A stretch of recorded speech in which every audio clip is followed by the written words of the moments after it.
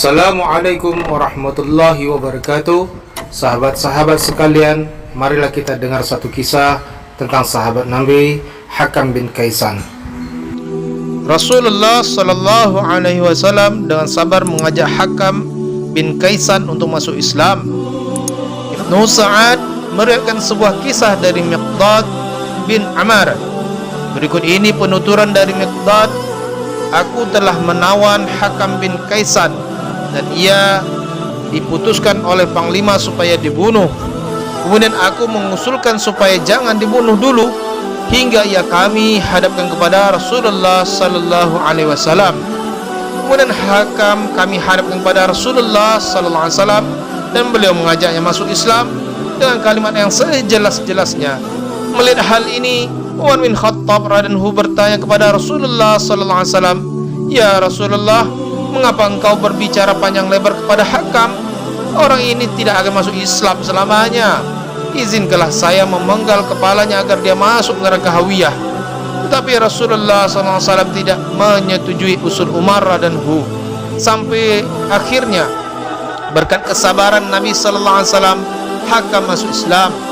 Lalu Umar radhiyallahu berkata, "Setelah aku dapati Hakam masuk Islam, aku pun berfikir karena merasa bersalah.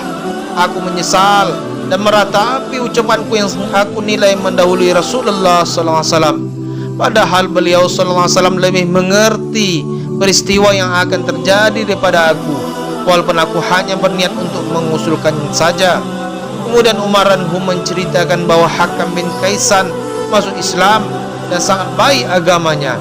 Dia ikut berjihad fi sabilillah sampai akhirnya terbunuh dan syahid di sekitar sumur Ma'unah dalam keadaan diridai oleh Allah dan Nabi SAW, dan ia masuk surga. Juga menurut cerita Sa'ad, Hakam bin Kaisan bertanya kepada Nabi SAW, "Apakah Islam itu?"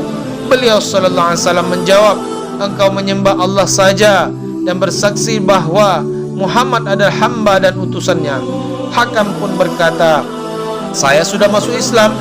Kemudian Nabi SAW berpaling kepada para sahabat dan bersabda, "Seandainya aku menuruti kalian dan ia aku bunuh, ia pasti masuk neraka." Semoga kisah tersebut menjadi iktibar kita bersama bahwa kita harus bersabar dalam berdakwah.